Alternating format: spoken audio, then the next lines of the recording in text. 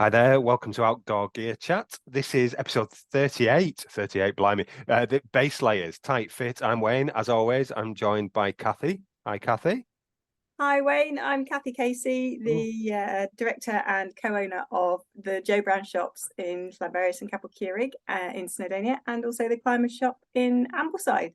We're going to talk base layers today. We've actually got a base layer expert with us today, our friend Stu Smith. And Stu is a global adventurer, international mountain leader, and expedition and event safety support specialist. So he is the man to talk about not just the prolonged use of base layers in an extreme environment, but also how important they are at keeping you warm and safe. So welcome, Stu.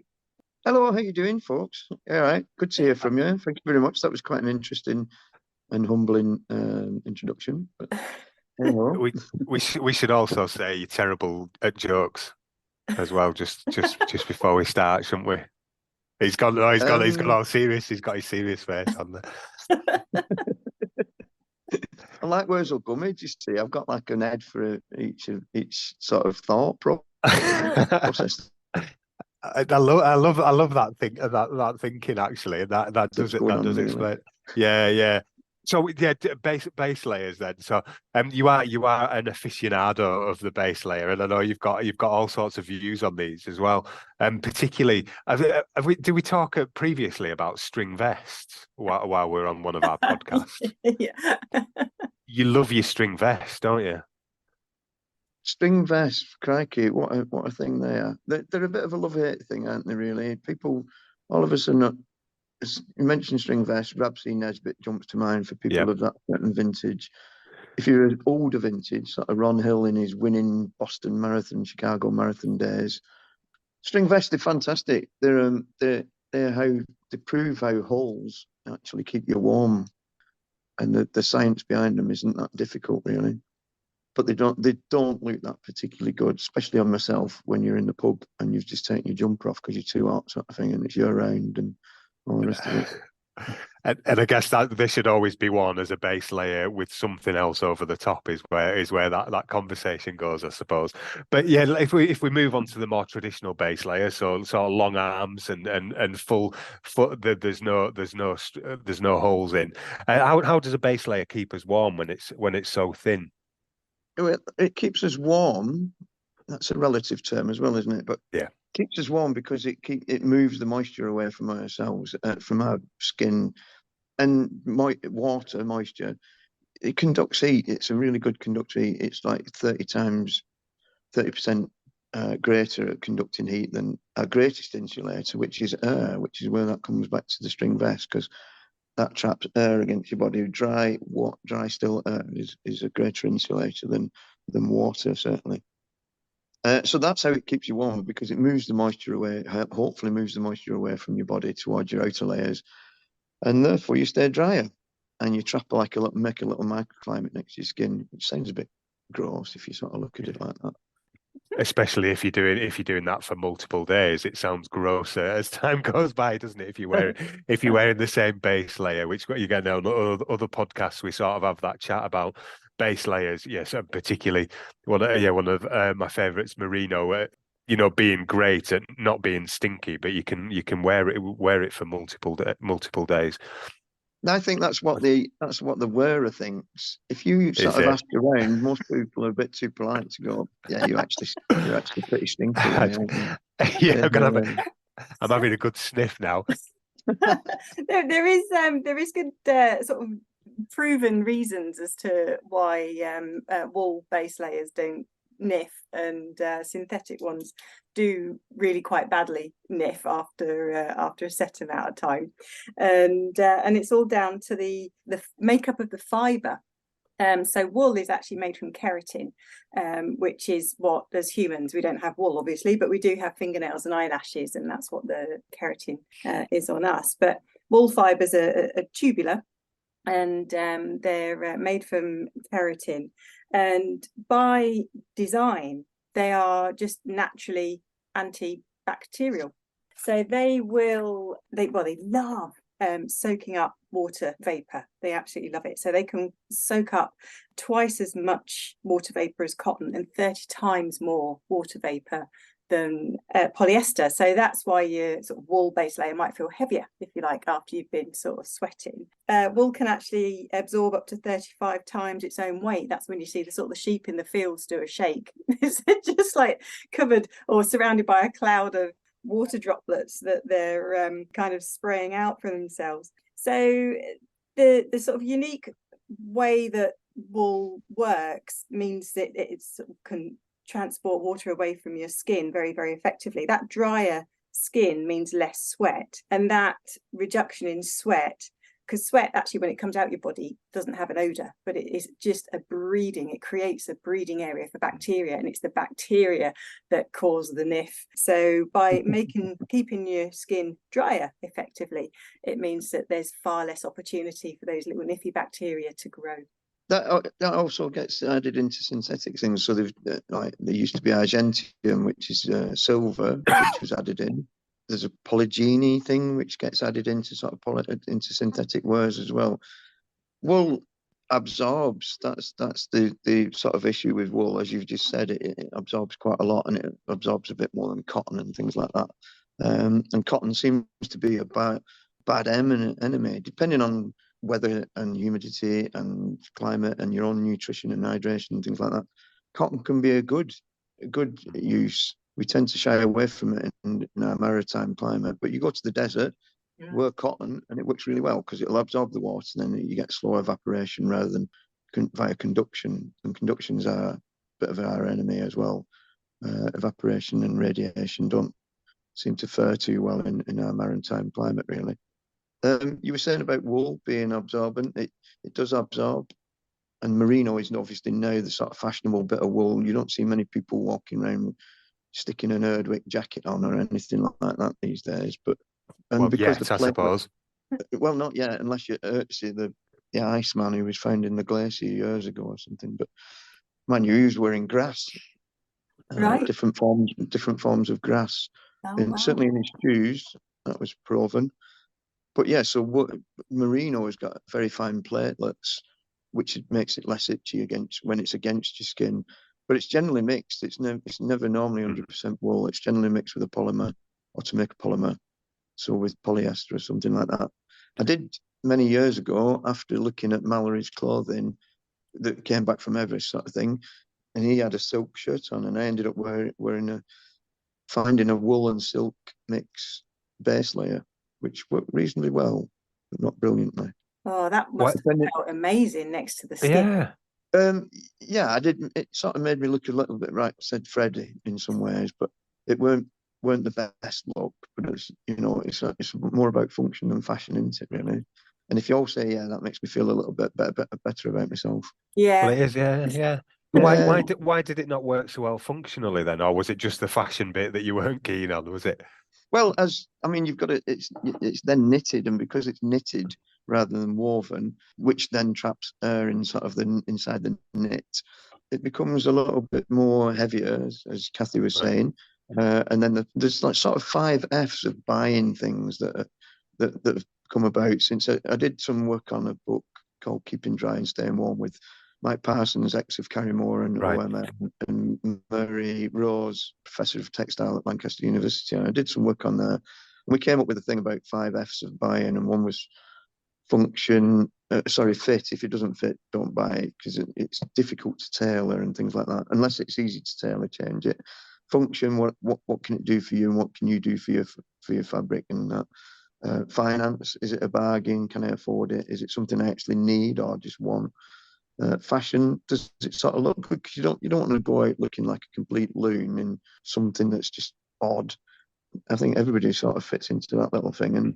And future, as the 5th one, does it have future? Is it sustainable? Is it repairable? Is it going to last a little bit of time and things like that?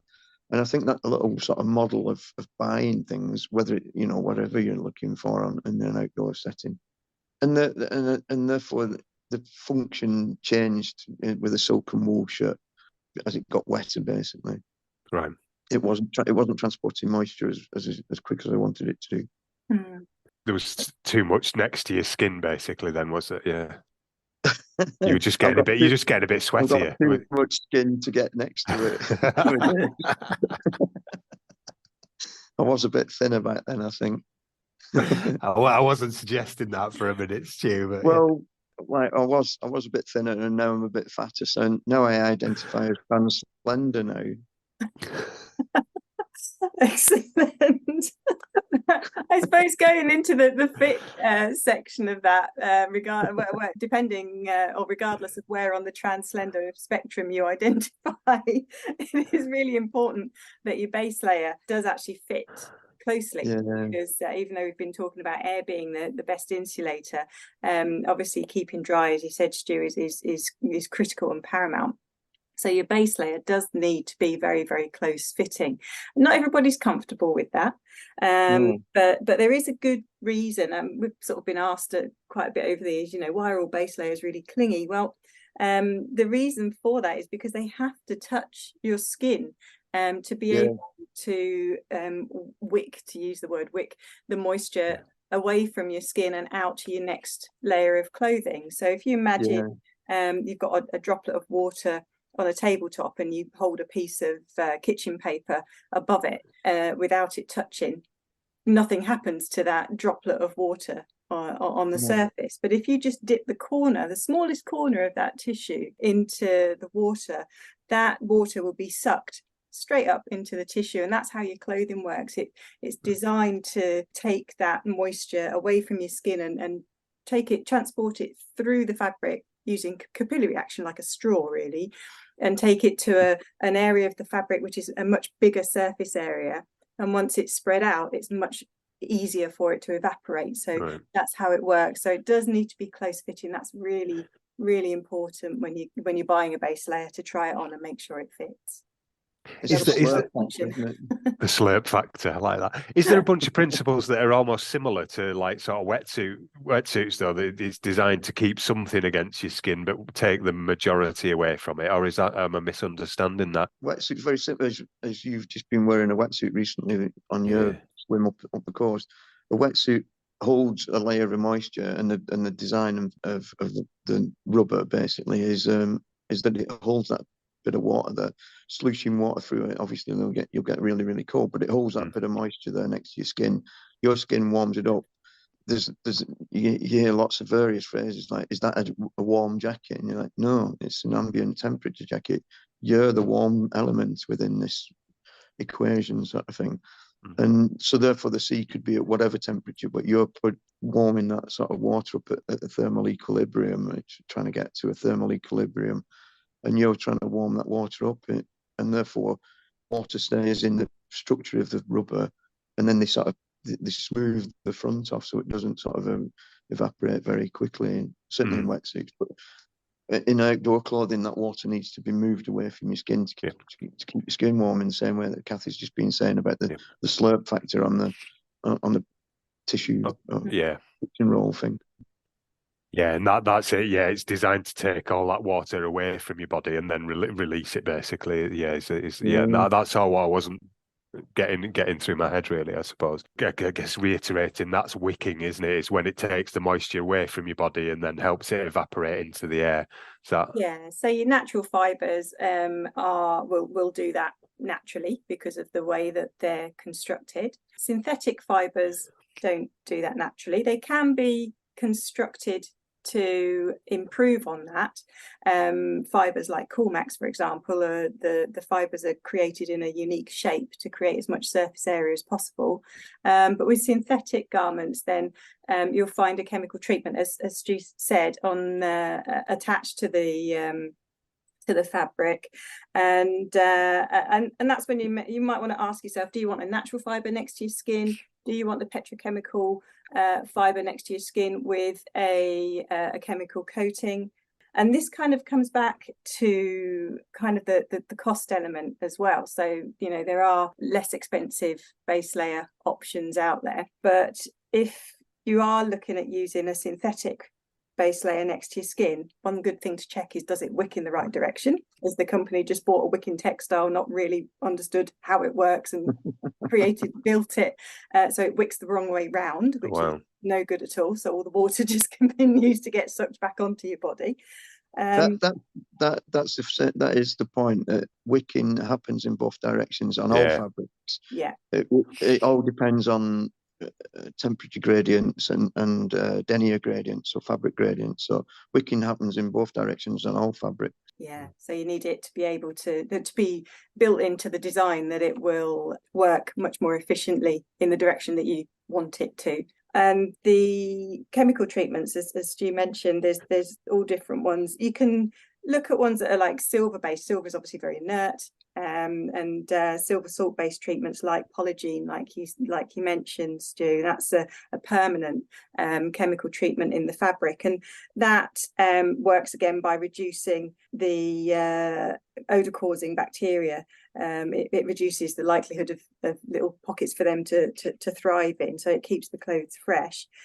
The bonus about Polygene is that it's Bluesign and OEKO-TEX approved, and what that means is Bluesign is a very high level environmentally positive award, so it's automatically been created with the environment in mind. And OEKO-TEX, probably perhaps more importantly, is also an environmental approval, but it also proves and certifies that that garment is non-toxic, and Polygene is an OEKO-TEX approved chemical that can be put safely on clothing, because believe it or not, some of your clothing can be toxic. And that, when I guess when you're wearing it against the skin, and it's that there's that reaction going on between the natural oils of your skin and hair and stuff like that. That's not a great mix, is it? Yeah. And I guess one of the things, the longer you wear it, the more toxic it gets. Yeah, well, yeah, definitely. It's in some cases, definitely. And I guess just as you're talking then, and going back to Stu's point about Ron Hill and running and so on, I guess it's really important to be looking at a base layer that suits the activity that you're doing as well, doesn't it? So if there's whether that's running or being stood by a crag all day, or some like heavy trekking, hiking, that sort of business might lead to you wanting different base layers for different purposes. I just I'll explain what I'm on about. One of my mates had bought Glyn had bought a really swanky base layer to run in, and it had a really negative impact upon his man boobs. I'll say that. I'll leave that there. But that sort of chafe factor, if you're wearing other stuff and you're carrying a heavy pack, for example, over the top, it can really cause some discomfort, can't it, over time? That's where polos come in. Polo mints come in. You can take polo mints over your nipples. You've got like emergency rations, and you've got room for growth. I have some nip guards, they're called, that are just like polo mints, but they're a bit they have the tape built in. Get handy with a pair of scissors on the string vest. Yeah. Just wear a bra, it's a lot easier. Oh no! Now you've introduced a completely different layer of layers now. There is also as important. I suppose that's why there's so many different styles and different weights of base layers available on the market, isn't it? If you are wanting one for running and high aerobic activity, then a super light one, probably just a t-shirt, maybe even would do the trick there. Some of them now come with sort of a mesh or holes under the arm, so it's even like lighter in areas where there's a high sweat load. Then you've got sort of warmer weight ones. Maybe you can get actually half and half synthetic merino. So they can be a really good option if you're backpacking, and if you're in colder temperatures, and you've got the option of long sleeves, matching bottoms as well. And you can go right through to sort of expedition weight base layer, which is really super chunky, and that can go next to the skin, or you can layer up your base layers. There's no rules, you can go wild. Layering up is we tend to buy things as an item. I'm going to buy my waterproof jacket, and I'm going to buy a base layer, I'm going to buy a mid layer, and now the 3-layer system seems to be taken over as at least a 4-layer system, in that a windproof should be included in that. And then rather than buying it as sort of individual items, buy it as a holistic system. that your base layer works with your mid layer or your windproof and waterproof, and that helps with the function sort of side of it, as we were talking about the 5Fs earlier. I guess that's one thing. Both your comments there that struck me. So yeah, I always think of a base layer as the top, but actually there's the bottom half as well, isn't there? We were talking about community action trekking and the importance of long johns, I guess. And this I'm sure Stu's got a collection even of long johns. But yeah, the sort of performance underwear, as I term it, is dead important as well, isn't it? I guess whether that's a full leg version or or capri leggings and stuff like that. Well, But even yeah, just down to like pants and underwear as well. You can get merino pants. You can get synthetic fibre pants as well. I think one of the key elements for your long johns is to get a really nice wide elastic waist, because if you are layering up, if you are backpacking, for example, if you're on an expedition, if you're climbing, you're going to end up with an awful lot going on around your middle section with harnesses or hip belts or trousers, waterproofs, so a really nice broad elastic waist can work a treat. I just used actually some merino wool pants for the first time on a big day out, and I was really impressed with those. And another thing to sort of watch on underwear is a nice broad waistband as well, because particularly if you're running, you can end up with sweat trickling down your back, and it just goes down into your pants, and then you can end up with some nasty chafing. nasty chafing. Yeah, yeah. Nappy rash, yeah, indeed. Yeah. There used to be a thing called a union suit, and basically it was an all-in-one, and people used to it was mostly the lower people, and they used to get sort of sewn into it just as winter arrived, and then and then cocooned, and then came out in the spring, summer. And that union suit was called a union because tops and bottoms were all sewn together. We probably know it better as a long john or as a onesie now. And then it became separate because it wasn't ideal for females and things like that then. So we ended up with a t-shirt and a pair of long john legs, which is where the phrase comes from. And it was for that thing around, like it reduced cold spots around the middle and all that. And it was worn sometimes as an outer layer, which was really sort of not very fashionable in those days at all, really. Oh, any day for that matter. Yeah. So you could argue the onesie in public it's a love-hate relationship, isn't it? Yeah. Well, for some of us, we've got those ideas of rednecks and Beverly Hillbillies and all that sort of thing, and or just wandering around in camp on a high altitude thing, high altitude expedition, and now you've got sort of rainbow zips that are useful for both male and female and things like that. Now then in your expedition undersuit and oversuit, and because obviously they've all got to line up then, haven't they? Yeah, I did have. In fact, I still have them, I think. And these were way ahead of their time, from American brand Marmot, probably about 25 years ago. And they were really a fantastic base layer fabric. But as a woman, if you've got an outer zip on your over trousers to go to the loo, you've still got probably 2 layers of fabric that you've got to negotiate down with to go to the loo. So these were designed actually just with a crossover flap, instead of being like a traditional long john shape. So it was very well designed, actually. There was that's very prevalent in babies in rural China. You just see them wandering around. They've got a sort of, sounds awkward, but like crotchless trousers sort of thing, and they actually can just go to the toilet as they're moving along there then. Yeah, they were not that really I've studied it very much, obviously. Well, it's just something you can't sort of stride around base camp wearing just those, but unless you're supremely confident. But, we're very British about it, though, and we just sort of turn a blind eye.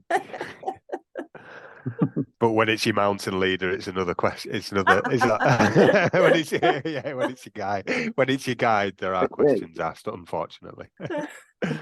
So we've talked. We've talked example then. Yeah.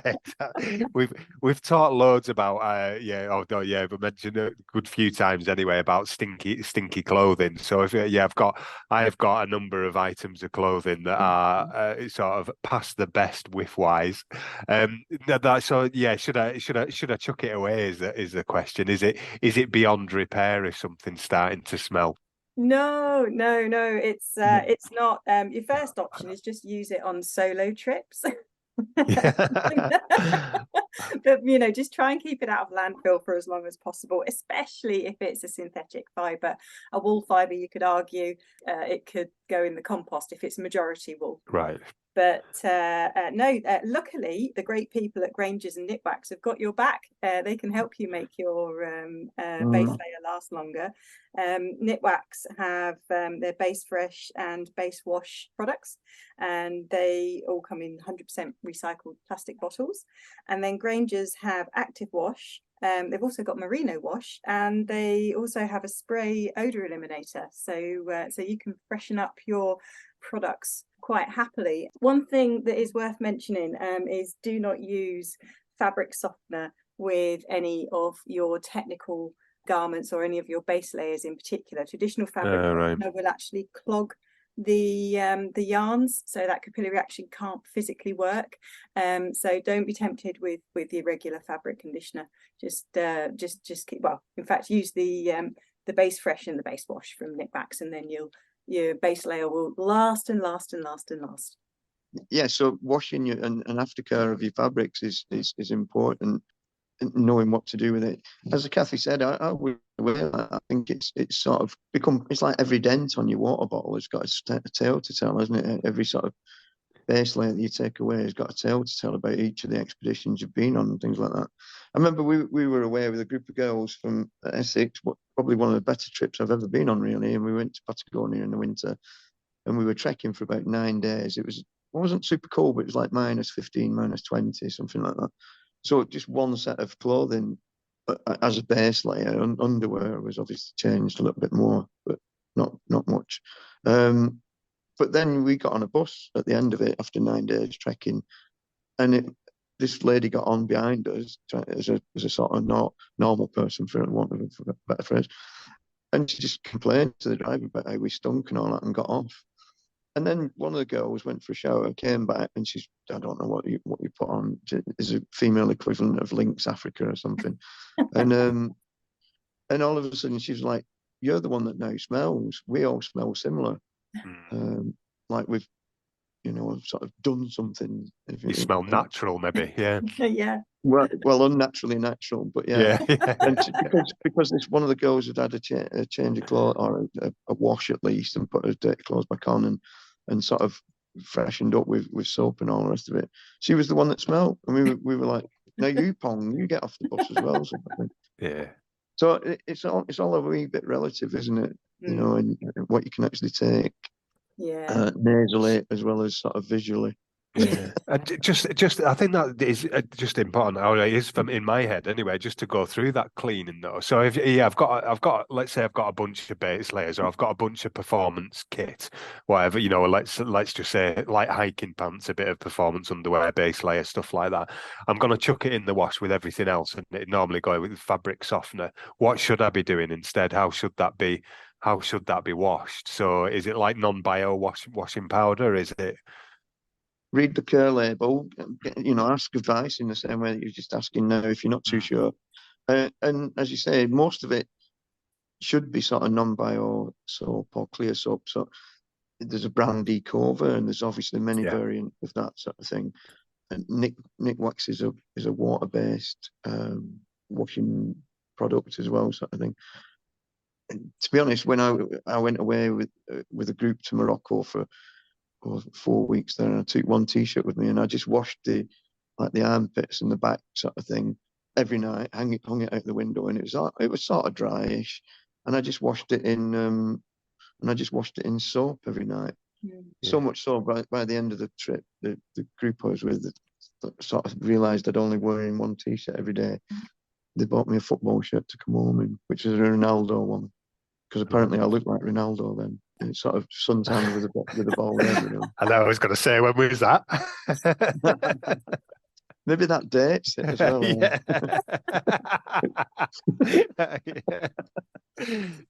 Yeah. And then going on from soap, I suppose, is that how often should we treat our kit with, like the active wash, base wash stuff that Cathy you just mentioned, and how, is that like a once a year thing, or is it just when it starts honking so badly you can't put it on? I normally do mine when it is so bad that the wash won't take the smell out, and that will normally happen with synthetic underwear much more readily than wool. Wool is actually very good at releasing bacteria and odor, whereas the synthetics aren't. That's just the way, that's just the way they are. So I normally use Ecover for all my washes, and it's everything, the whole family, everything goes in, and then every now and again, if I come back in for a run and I'm like, oh no, that sometimes even it's so bad, if it's a multi-day event, it goes in a bucket outside, just in soak before it even goes just in the washing machine. Like soak it in Milton or something. Yeah. I remember once me and my mate Harry, we went to India, and I just all I'd taken was like a 45 litre pack, and we were having lots of various things. So one pair of trousers, I spilt wine on Harry on the plane and things like that. Then a monkey came and sat on my lap, and I ended up like a monkey bum ring on my trouser leg, and we had some bananas that were well after the sell-by date, and they were actually dripping through the bag. And they just all over the case. And I woke up one morning and I thought, I have no clothes, I've been robbed. And Harry had got so sick of the smell of these things and the look of them and all sorts of things. He'd just taken them to the laundrette across the way, and it cost something like 50 pence for a full wash and all that sort of thing. And then brought back to me. So I had to walk around in my undies, like, to go and find where we could, like, well, A, to find Harry, and B, to sort of find the laundrette, get some breakfast. No, I didn't realise. I just thought somebody had nicked Oh, right. You actually thought you'd been robbed. Brilliant. So I think it's probably a good time to talk about bad merino and good merino. Have you heard about this, Stu? Yeah, I mean, it's becoming more and more developed as a concept and a reality, because we get to know more and more about the product that we're getting now. And we social media and all the rest of it sort of thing is making things much more instant for ourselves. It's not, you have to learn about this through some process that takes quite a time. It can be quite easily found out about now, but yeah, there's some pretty nasty process. Well, there's one particularly nasty process, isn't there, called mulesing, which is, I'm not going to go into great detail, but it causes huge distress for the animal, and it's deeply unpleasant.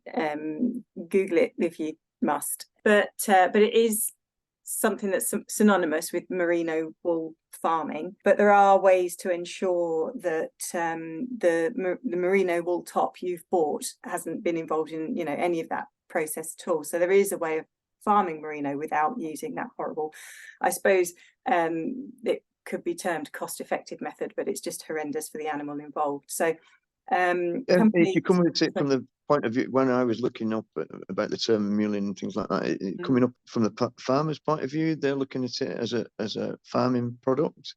Right. They're looking at it as a money making thing, in the same way that they may get rid of some trees and put grass down so you can get more sheep. But those are the things that are sort of coming apart with a product that's we are seen as an eco-friendly sort of product, because it's a natural product. Yeah, but, it's a bit of a disparity, isn't it? You delve down into it a little bit more, and obviously, like anything else that's out there, it gets a little bit dirtier process. Yeah.